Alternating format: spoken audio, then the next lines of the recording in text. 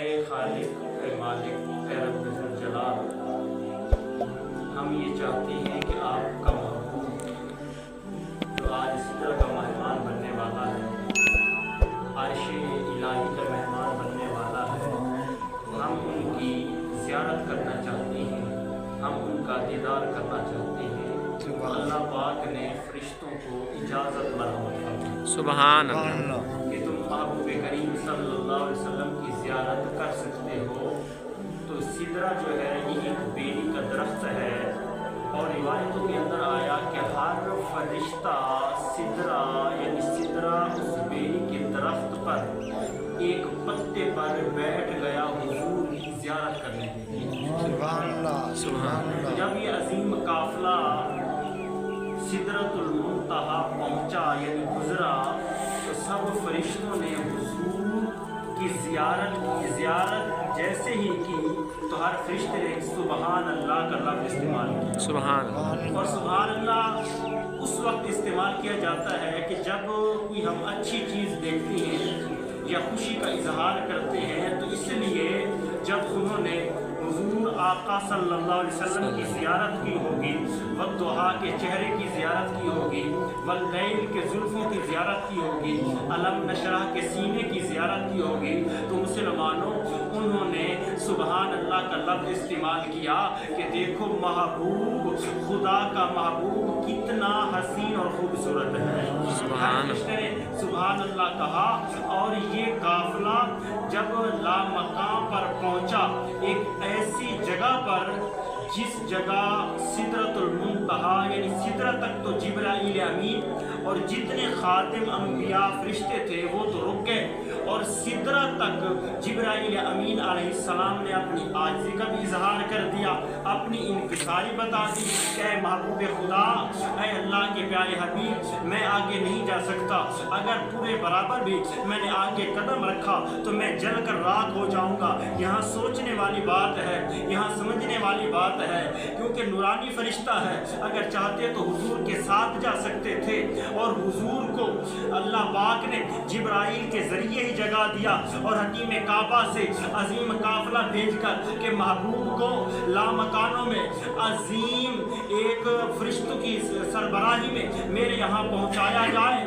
لیکن جب سدرہ پہنچے تو نبی کریم صلی اللہ علیہ وسلم کی ذات اکیلی رہ گئی، نہ ہی جبرائیل تھے، نہ ہی میکائیل تھے، نہ ہی فرشتے تھے۔ آخر اس کی وجہ کیا ہے؟ اللہ پاک نے ہمیں اور تمہیں یہ بتانا تھا کہ میرے محبوب کی شان یہ ہے کہ جبرائیل انہیں جگا رہا ہے، میکائیل انہیں لے کر میری بارگاہ میں پہنچ رہے ہیں۔ تو مسلمانوں جب سدرہ کا مقام آیا، اور سدرہ ایک ایسی جگہ ہے، سدرہ ایک آخری ٹھکانہ ہے نبیوں کا، فرشتوں کا، لیکن محبوب کی ایسی ذات ہے جو سدرہ سے بھی آگے گزر گئی۔ سبحان اللہ، سبحان، محبوب کی ایک ایسی ذات ہے جو سدرہ سے بھی آگے گزر گئی، اور دانستہ طور پر حضور نے فرمایا جبرائیل آگے چلو۔ جبرائیل نے تو عاجزی کا اقرار کیا کہ میں آگے نہیں جا سکتا، اور اپنا پیغام بھی پہنچا دیا۔ پیغام اسے دیا جاتا ہے کہ جو حضور اپنی خدا کی بارگاہ میں جا رہے ہیں، تو اس لیے فرشتے جبرائیل امین علیہ السلام نے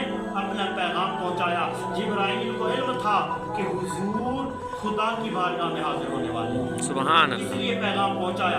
اگر خدا کی بارگاہ میں نہ جاتے تو جبرائیل امین علیہ السلام یہ پیغام نہ پہنچاتے کہ تم خدا کی بارگاہ میں جا رہے ہو اور اللہ سے یہ میرا پیغام پہنچا دینا۔ اور جبرائیل امین علیہ السلام کو یہ پتا تھا کہ حضور کی ذات آج خدا کی مہمان ہونے والی ہے۔ سبحان اللہ، توجہ ہے، سبحان خدا اللہ، کی مہمان ہونے والی ہے۔ تو جبرائیل امین علیہ السلام کی عاجزی کے بعد اللہ کے نبی آگے چلے، اور ایک ایسی جگہ، ایک براق، ایک رف جس کا نام وہ پیش کیا گیا کہ آپ یہاں بیٹھ کر خدا کی بارگاہ میں پہنچے۔ تو پیارے حبیب صلی اللہ علیہ وسلم اس براق پر بیٹھے اور آگے کا سفر شروع کیا، اور ایک ایسی جگہ بھی آئی، ایک ایسا مکان بھی آیا جہاں وہ رف بھی آگے نہیں جا سکا، یعنی وہ بھی رک گیا۔ اب آگے کیا تھا؟ حضور کی ذات، اکیلی ذات تھی، کیا بات، حضور کی اکیلی ذات تھی جو آگے جا رہی تھی۔ تو کیونکہ حضور صلی اللہ علیہ وسلم بشریت بھی رکھتے ہیں، हकीकत भी रखते हैं और नूरानियत भी रखते हैं। बेशक। इसलिए बशरी तकाजा होता है कि जब बंदा तन्हा होता है तो कमी महसूस होती है, बिल्कुल दिल के अंदर कुछ मलाल पैदा होते हैं। तो हुजूर सल्लल्लाहु अलैहि वसल्लम जब अकेले थे तो उस वक्त कुछ कमी महसूस की, आपने तन्हाई महसूस की। अगर चाहते अल्लाह पाक तो सबको साथ बैठ सकते थे, लेकिन एतराज फिर हो सकता था। एतराज पहले भी हुआ, बाद में भी हुआ कि मिराज कैसे हुआ, मुलाकात कैसे हुई, लामकाम में कैसे पहुंचे। और इतने आन में कोई बंदा इतनी सैर नहीं कर सकता, इतनी तफरीह नहीं कर सकता, इतने बंदों से मुलाकात नहीं कर सकता। हुजूर ने पहले आसमान पर भी पहुंचे, हुजूर दूसरे आसमान पर भी पहुंचे, हुजूर तीसरे आसमान पर भी पहुंचे, हुजूर मस्जिद अक्सा में नमाज भी पढ़ाई, हुजूर सिदरतुल मुंतहा उन फरिश्तों को जियारत भी की, और हुजूर लामकानों में भी पहुंचे। हुजूर जन्नत दोज़ख सब चीज, हुजूर जमीन के नीचे जो 7 जमीन है उन तक भी पहुंचे, हुजूर 7वें आसमान से ऊपर तक भी पहुंचे, हुजूर अर्श इलाही तक भी पहुंचे, और सबसे हुजूर ने मुलाकात की, गुफ्तगू की। लेकिन आन ही आन में इतना बंदा नहीं कर सकता कि सारी तफरीह के बाद जब वापस लौटे हतीम काबा में तो हुजूर ने देखा बिस्तर गर्म था, और जो जिस पानी से वुजू किया था और वुजू के वो कतरात भी टपक रहे थे। सुभान अल्लाह। इतनी आन में कोई बंदा नहीं कर सकता, लेकिन वो कोई बंदा नहीं कर सकता। महबूब की ऐसी ज़ात है कि इतनी आन में जल्दी वो लामकानों की सैर करके वापस आ सकते हैं। इसलिए अल्लाह पाक ने फरमाया कि जहाँ चलने की जगह नहीं, जहाँ रफ रफ भी ख़त्म हो गया, तो महबूब करीम सल्लल्लाहु अलैहि वसल्लम को अल्लाह पाक ने फरमाया मेरा महबूब चलता आ, लोगों को पता चले। जहाँ चलने की जगह थी सवारी भेज दी, जहाँ चलने की जगह नहीं है वहाँ ऐलान कर रहा है कि पैदल चलता आ, लोगों को पता चले कि नबी की शान क्या है, नबी का मकाम क्या है, नबी का रुतबा क्या है। जब आपने तन्हाई महसूस की तो एक कानों में किफ या मोहम्मद इन्न रब्बक युसल्ली आवाज़ आई। ये आवाज़ सैयदना सिद्दीक़ अकबर रज़ियल्लाहु ताला अन्हु के मुशाबे यानी मिलती जुलती थी कि ऐ प्यारे हबीब ज़रा ठहर जाओ, ज़रा तवक्कुफ़ फरमाओ, ज़रा रुक जाओ, आपका रब आप पर दुरूद पढ़ रहा है, आपका रब आप पर दुरूद पढ़ रहा है।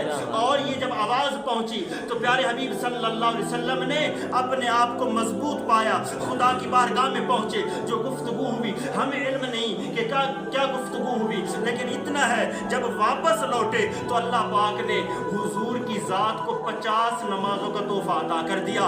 क्या प्यारे हबीब वापस तो जा रहे हो, कुछ तोहफा लेकर जाओ। और वो तोहफा क्या था? वो नमाज का तोहफा था जो आज हम रुकन अदा कर रहे हैं। अल्लाह सवाब पहुंचा रहा है। नमाज ना पढ़ने से गुनाहों के मुर्तकब भी हो सकते हैं, इसलिए अल्लाह पाक ने फरमाया ये मैं तुम्हें तोहफा अता कर रहा हूँ। और जब तोहफा किसी को दिया जाता है तो इससे पता चलता है कि खुदा अपने महबूब को ज़्यादा पसंद करते हैं।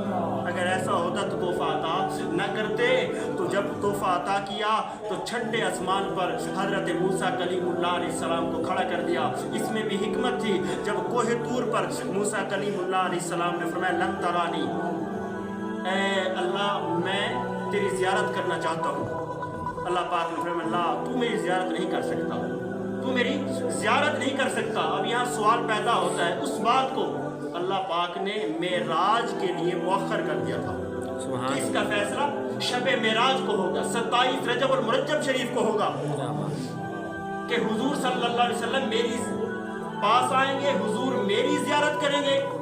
और मूसा तुम मेरे महबूब की ज़ियारत करना समझ जाओ कि मेरा महबूब मेरा मज़र बनकर आया है। जिसने महबूब को देखा उसने गोया खुदा को देखा है। इसलिए कि जब वापसी पर आप लौटे तो मूसा कलीमुल्लाह अलैहिस्सलाम खड़े थे और अर्ज़ की मूसा कलीमुल्लाह अलैहिस्सलाम ने प्यारे हबीब सल्लल्लाहु अलैहि वसल्लम खुदा की बारगाह में गए थे, क्या लेकर आए हो, क्या तोहफा खुदा ने अता किया। महबूब करीम सल्लल्लाहु अलैहि वसल्लम की ज़ात फरमा रही है 50 नमाजों का अल्लाह पाक ने तोहफा अता कर दिया। मैं अपनी उम्मत को अता करूँगा, मेरी उम्मत नमाजें पढ़ेगी और सवाब मिलेगा। मूसा कलीमुल्लाह अलैहिस्सलाम अर्ज़ करते हैं ऐ अल्लाह के नबी, ऐ अल्लाह के जानशी, 50 नमाजें ये तो बहुत भारी है, ये बहुत भारी है। आपकी उम्मत कमज़ोर है, आपकी उम्मत 50 नमाजें अदा नहीं करेगी। जाओ खुदा की बारगाह में, वापस जाओ और इसमें तखफीफ करवाओ, इसमें कमी करवाओ। मुसलमानों, खुदा को इल्म था कि 5 नमाजें बाकी रह जाएंगी। मुस्तफ़ा को इल्म था कि 5 नमाजें बाकी रह जाएंगी, और मुस्तफ़ा ने कोई सवाल नहीं किया कि क्यों मेरी उम्मत नमाज नहीं पढ़ेगी, क्योंकि हुजूर इल्म गैब जानते हैं, हुजूर हाजिर और नाजिर हैं, हुजूर कल का पता बता सकते हैं, हुजूर को इल्म है कि क़यामत कब होगी। इसलिए हुजूर को इल्म था कि बाकी 5 रह जाएंगी। ये आने जाने का मकसद खुदा ने ये देखा है कि मेरा महबूब 9 चक्कर मेरी बारगाह में लगाएगा और मैं ज़ियारत करूंगा, मेरा महबूब मुझे देखेगा, मैं अपने महबूब को देखूंगा। जब वापस गए, खुदा ने 5 नमाजें मुआफ़ कर दी, वापस भेज दिया। मूसा ने फरमाया कितनी नमाजें मुआफ़ हुई? फरमाया 5। फरमाया दोबारा जाओ, 45 नमाजें बहुत है। हुजूर दोबारा गए, 5 फिर माफ़ हो गई, फिर वापस आए, फिर मूसा ने वही सवाल किया, फिर वही जवाब मिला, वापस जाओ। 9 चक्कर लगाए। क्या खुदा चाहता तो पहले ही चक्कर में 5 नमाजें देकर वापस भेज सकता था? नहीं, मूसा को बताना था कि मूसा, मेरा जो महबूब है वो मेरा मज़हब है, जिसने मुझे देखना है वो मुस्तफ़ा को देख ले। 5 नमाजें बाकी बची, और फिर मूसा कलीमुल्लाह अलैहिस्सलाम ने फरमाया कि अब जो कितनी नमाजें बची हैं? फरमाया कि 5 नमाजें बची हैं। फरमाया कि अब भी ये 5 नमाजें बहुत भारी हैं, आपकी उम्मत अदा नहीं करेगी। वो मंजर हम देख रहे हैं कि एक नमाज भी बोझ गुजरता है, हम कैसे नमाज अदा करें? सुबह, ज़ोहर, जुमा हो, असर हो, जितनी मुशक्क़त नमाज में होती है, अगर सारा दिन काम करें कभी थकते नहीं हैं। नमाज का जब वक्त आए तो तबीयत खराब हो जाती है। तो मुसलमानों, ईमान से खाली हो चुके हैं, हम कुरान से खाली हो चुके हैं, जुबान पर झूठ बांधा हुआ है, सीने में मुस्तफ़ा की मोहब्बत नहीं, सीने में कुरान की मोहब्बत नहीं। अगर ये चीज़ होती तो हम दौड़ कर मस्जिद में नमाज पढ़ने के लिए आते, काम छोड़ कर आते। फरमाया दोबारा जाओ। अल्लाह के महबूब ने फरमाया अब के बार मुझे जाने में शर्म आती है। 9 चक्कर मैंने लगाए, 45 नमाजें मुआफ़ फरमाई हैं, तो अब 5 रह गई हैं।